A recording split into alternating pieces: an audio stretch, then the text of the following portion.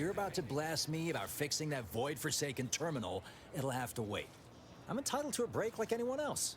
It's in my contract. I triple-checked. I'm a technician. I've been getting pressure from folks up top to deploy these Protectorate drones to the military camp on behalf of Auntie's Choice. The drones are ready to launch. All that he's doing is fixing their targeting priorities so they mark us as friendlies. But I can't breach the terminal's security protocols.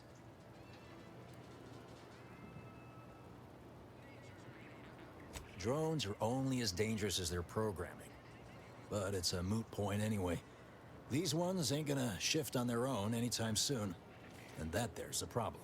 I know it probably seems like we're up to our ducks in troops, but half of them are ex-Protectorate trainees who can't tell the business end of a rifle. We need these drones.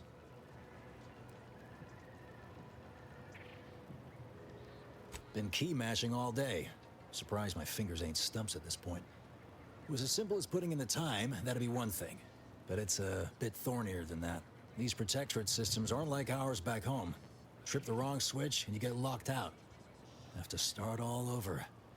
Ask me how I know.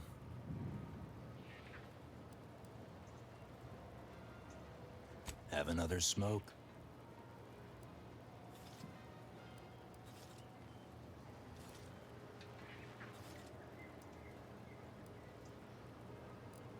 Sometimes you gotta get away from the problem in order to solve the problem. That's what I'm doing, I hope. Guessing that means you're flat out of ideas? Figures. Not that I need the help of some Protectorate townie, understand, but I might have heard my predecessor was odd-jobbing it around town these days. Magnus, I think his name was. Bet a fellow drone operator like him would have some insight into all this perplexity.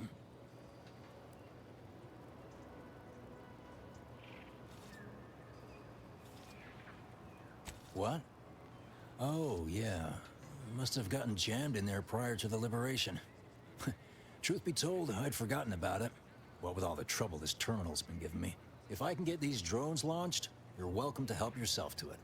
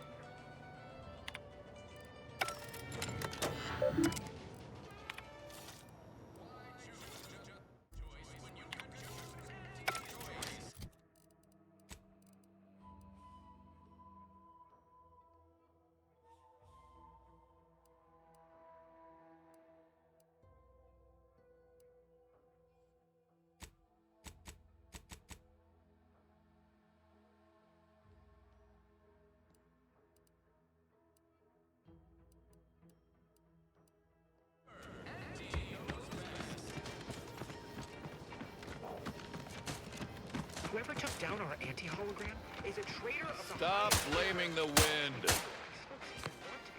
Trainee Lindell, be so kind as to remind us all what the first rule of the range is. Guns are weapons, not toys. And do we aim weapons at colleagues or at our own unprotected upper stories, even in jest? Hint, we do not.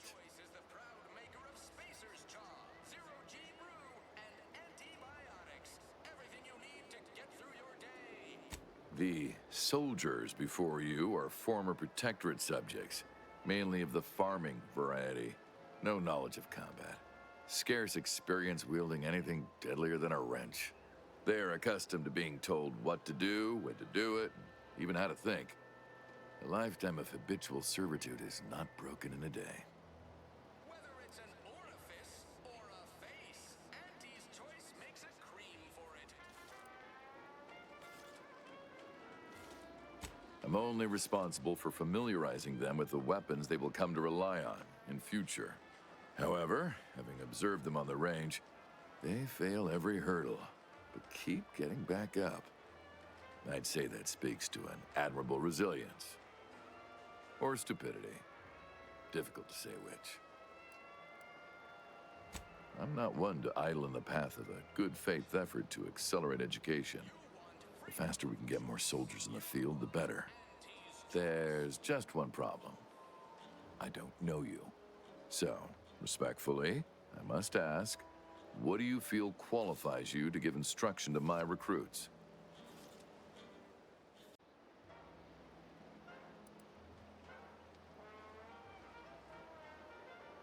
What? Oh, sure thing. The commander here is an experienced Deadeye and a natural leader. If you're looking for someone to deposit a few pearls of wisdom, I guarantee you'll not find better. Much as I'm inclined to trust the word of your compatriot, I still expect you to advocate for yourself. You're the one who wishes to speak with my recruits, after all, not him.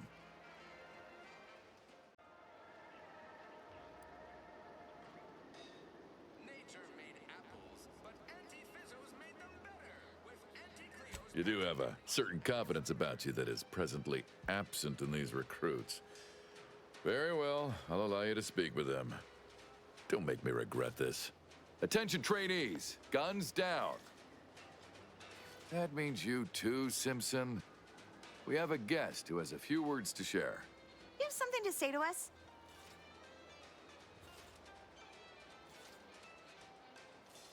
Fairfield's hologram is not currently operating, pending scheduled improvements. Rest assured, the beacon of Anti's choice will shine again. Wait, I know this one. Low overhead and competitive prices.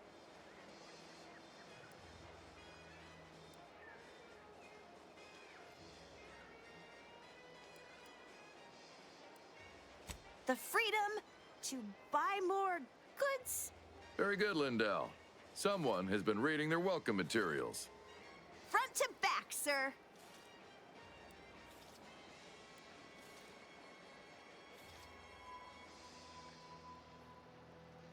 Too much Spacer's Ale? Try Anti's Choice Pep Pills. Good for what ails you.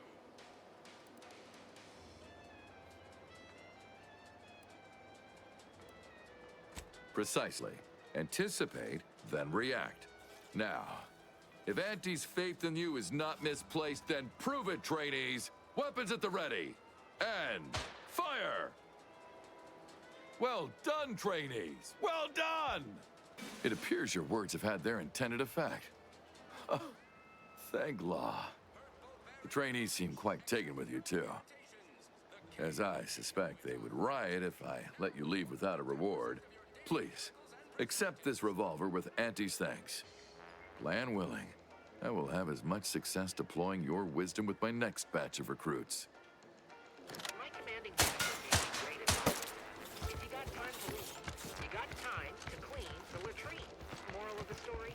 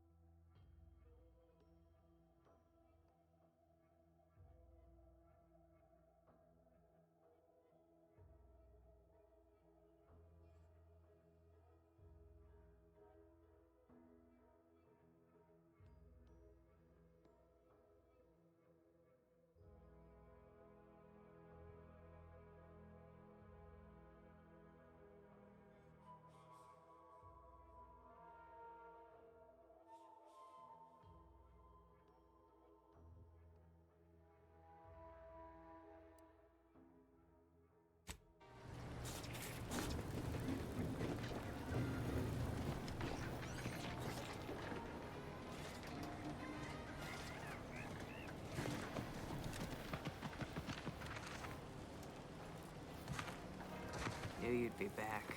What do you need this time?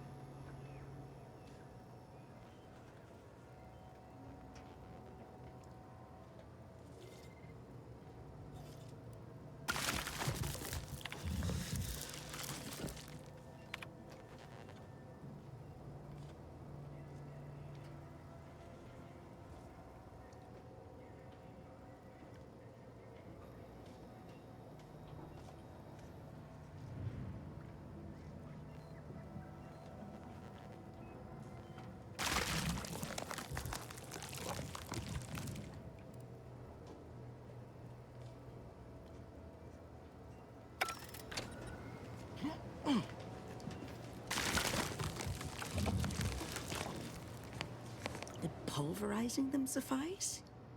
No, I couldn't liquefy them. Apply heat and congeal them into kibble no beast could resist. Oh, Ethel, darling, you're a genius. Approach with less haste next time, won't you?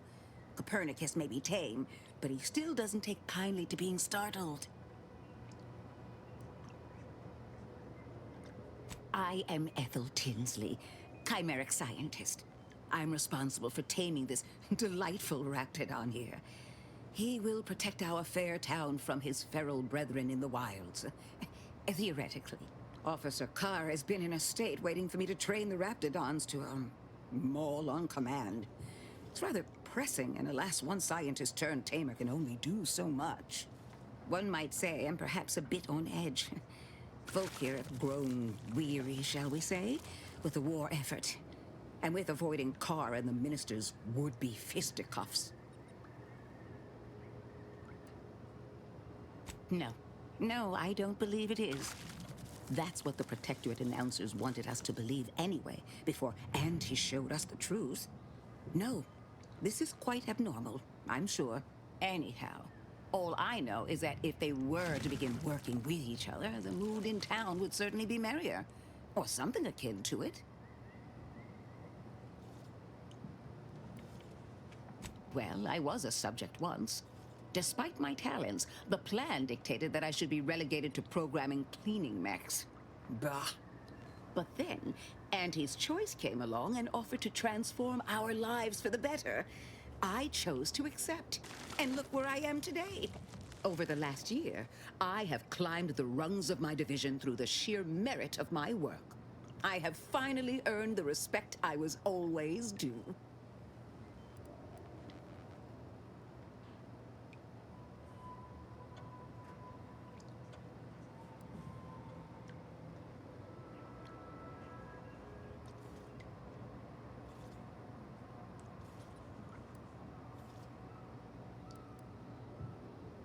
Poor things. They either fought to the last or chose to flee. It's regrettable, but some folk just aren't ready to embrace change. All they knew was being told how to live. They couldn't imagine any other way. Ask any of the other Protectorate subjects who converted, and they'd echo my words. When one can allow their ambitions to show, that is true freedom.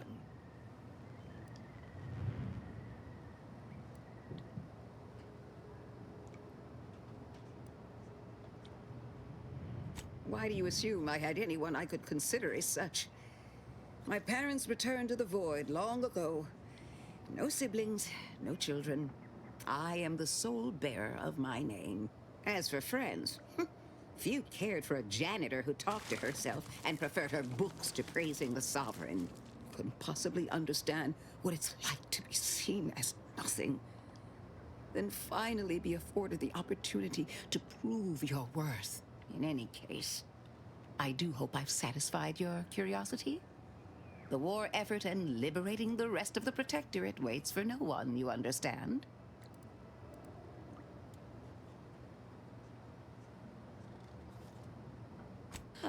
If you too have spotted the chasm between them, I fear the Protectorate have already pinpointed the way with which to exploit it. I'm unused to the way things are done here, I suppose. The Protectorate leadership never behaved in such a manner. So I should return to the Protectorate and accept swift death for desertion? Certainly not. I would much rather stay here, continue my work, and hope my leaders can reach an accord. Challenging though it may be, one wishes to woo Protectorate subjects to our ranks. The other wishes to secure a decisive victory with weaponry and technology. As for which approach is best, I wish I knew.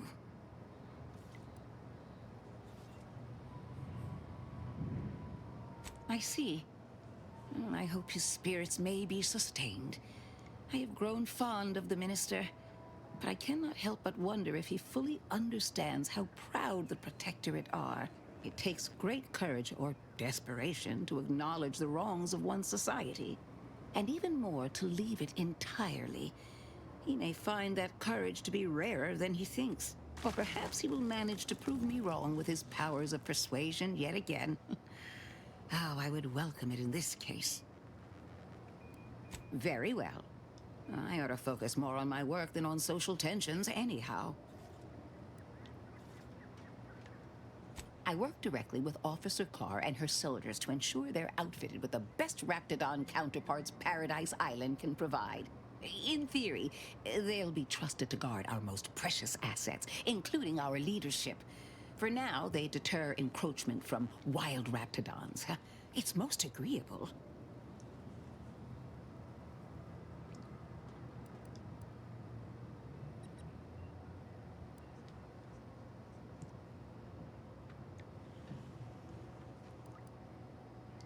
Trust me, they are safer here than out in the wilds. I have been reprimanded thrice now for undue pampering. I would not be here if this experiment was still causing needless suffering.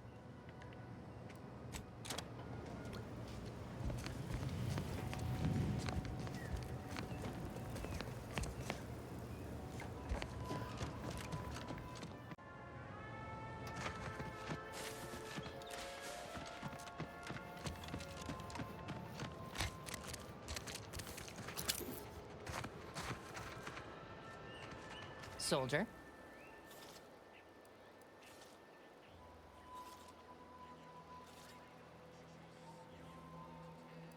Between the constant assault of drones and my official reprimands, I can't get a moment's peace of mind.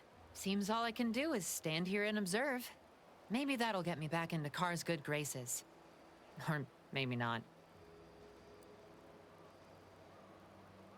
That is the best damn news I've heard all day. Make sure to collect your reward at the bounty terminal if you haven't already. No use in leaving well-earned bits on the table. Merciful law, is this? Tell me you did not steal my performance review, soldier. We could be court-martialed for even looking.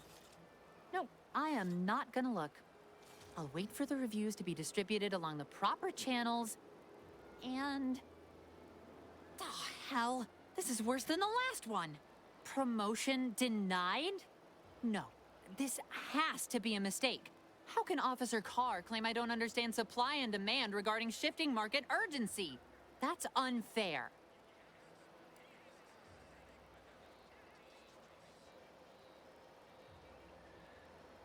And that lowered our burial fees. Carr clearly doesn't understand my value, but you do.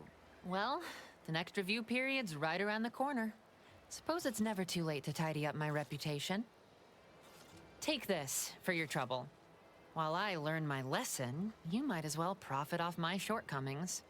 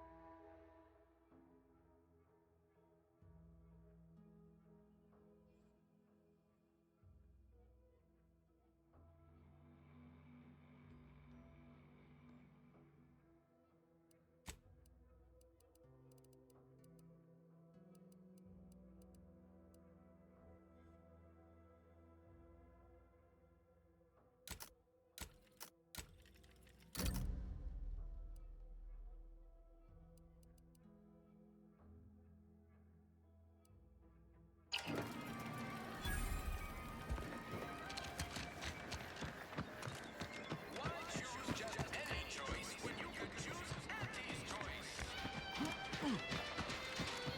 A lot of fresh blood in the talent pool around here.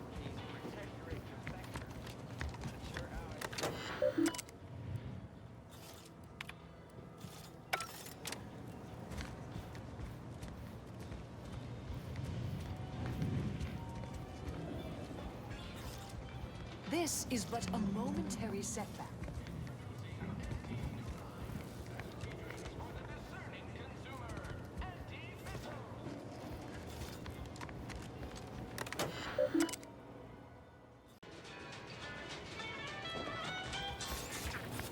Too much Pacers Ale. Try Auntie's choice pep pills. Good for what ails you.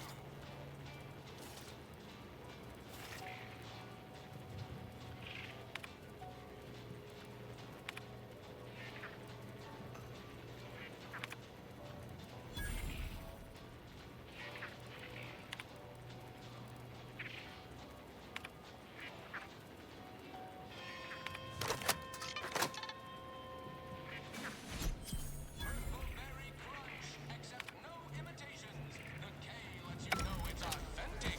Now with 110% of your daily chemicals and preservatives.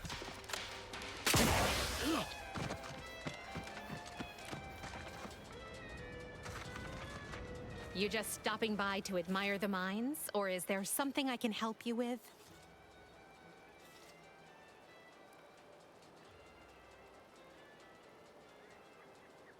Only becomes a problem if the objects start talking back.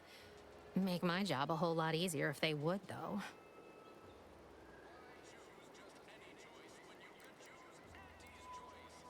See this system here? It deploys extreme countermeasures against overhead attacks in the form of aerial explosives, oft referred to as sky mines by those who prefer brevity. However, the whole thing is currently non-operational. Some problem with the lifting mechanism. No lift means no sky mines. No sky mines means the enemy can blow in like a bad sail, and we'll all be passing in our bits before you can say, "Gee, nice weather we're having today."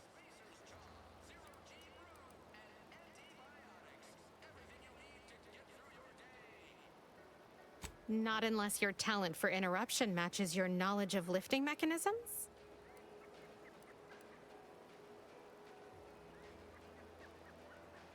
Like it's that easy, huh? All right, let's see you try then.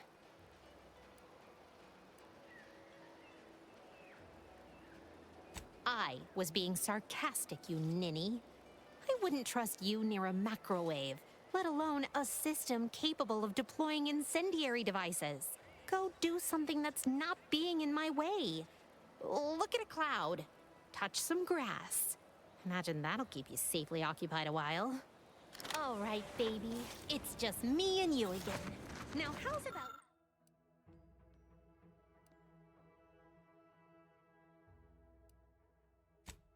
we figure out what's wrong?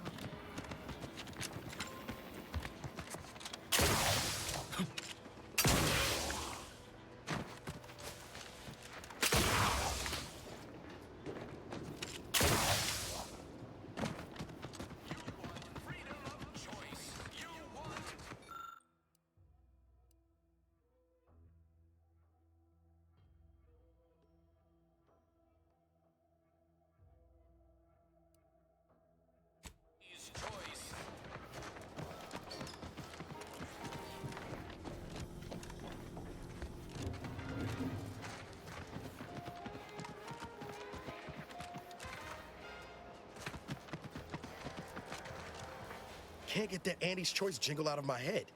Hey, if I start humming it, you do what you gotta. Anyway, need something, Commander?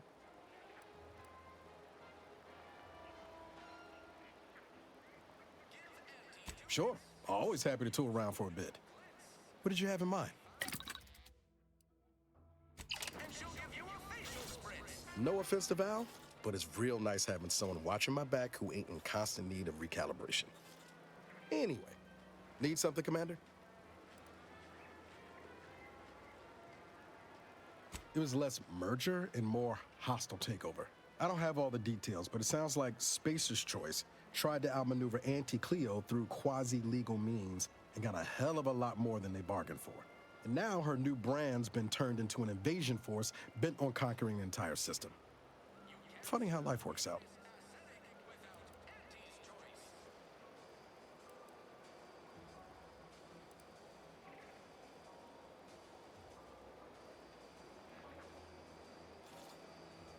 Oh yeah? What's needling you? Fair point. Guess Horizon Point didn't exactly foster a lasting fellowship, did it?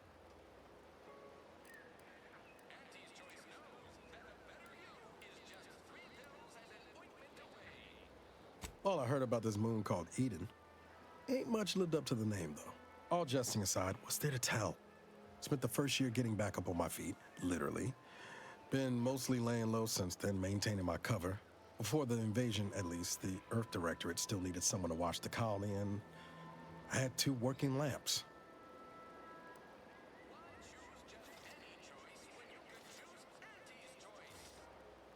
Not always. Went a couple of stretches there on low power to avoid detection from Protectorate patrols. I usually shut her down for a few cycles then. The way you're gawping at me right now makes me think I answered that question wrong.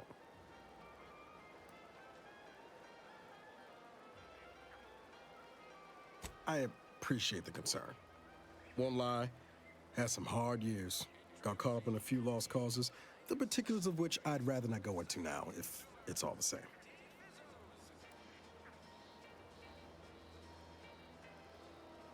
I found you. Oh, and Val's been stalling less since I patched her acclimator. Ship doesn't smell anymore. That's about it.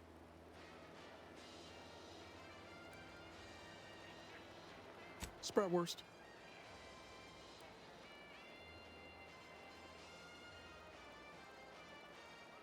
I was trying to teach myself some new skills in the galley. Val got it into her hardware. I needed a hobby. I figured Spratwurst ain't an easy meal to mess up.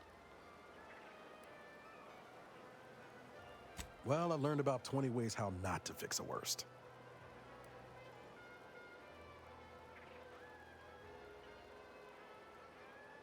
Like most colonies, good people being ground down from above. A lot of fancy talk from suits about streamlining and quarterly earnings while them on the line barely scrape by. Triangulum's known for churning out freighters, and shipbuilding ain't exactly known for being clean, safe work neither. Especially when corners get cut. Can't remember a time I didn't end the day all banged up, filthy, and smelling like I just crawled out of an exhaust port.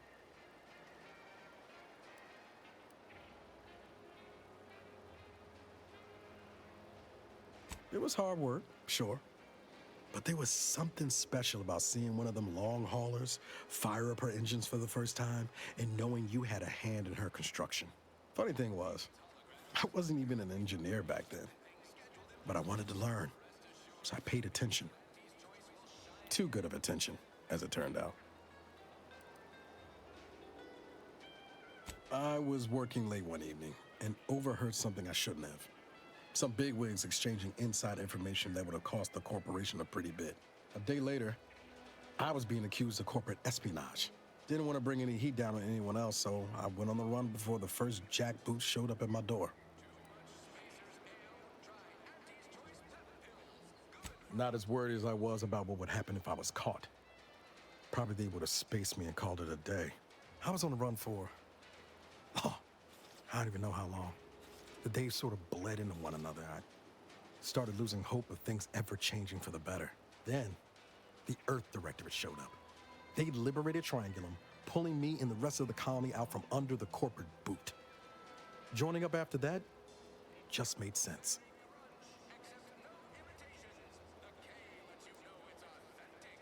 I could ask you the same thing.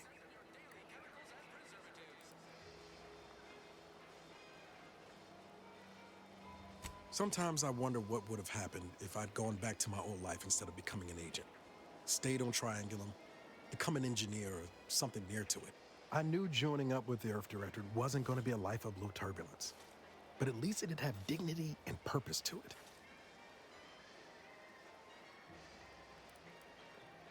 Not much dignity in having your limbs blown off. Sorry, that was blunt.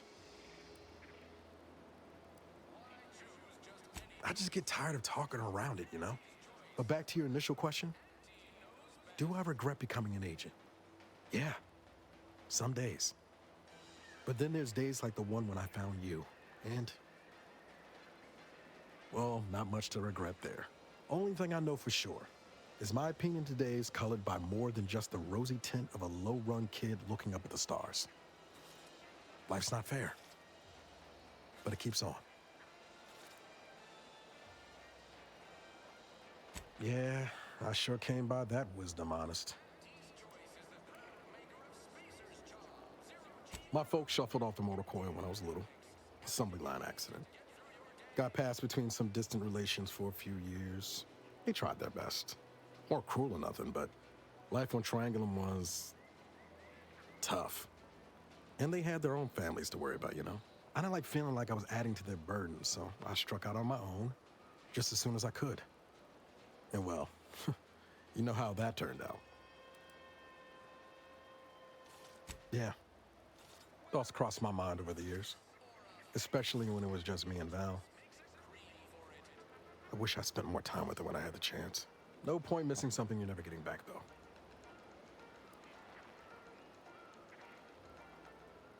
That's either hope or foolishness, Commander, and I can't tell which. Even if we survive the rift, 10 years is a long time to be gone. No word. They probably figure I'm dead. Void it all. Now you got me thinking about it. How about this? We ever make it out of this system, I'll take you back to Triangulum, make the introductions myself. Deal? Oh yeah. They're gonna get a real charge out of you. She was one of the forward agents who went ahead to assess just how bad Triangulum had gotten. We met while I was in hiding, and I helped her learn the lay of the land, as it were. She was no nonsense. I thought her one of the smartest people I'd ever met. And while she could also be cutting, I felt like I only caught her edge when I deserved it. I liked her. And for some reason, she seemed to take a shine to me. But she wasn't around long. By the time I officially joined up, she'd already moved on to the next mission. Sure was. Kept hoping I might run into her during training. But now I know she was busy turning her coat here in Arcadia.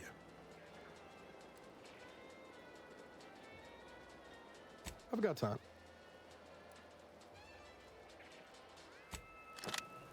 You can't spell heinous aesthetic without Auntie's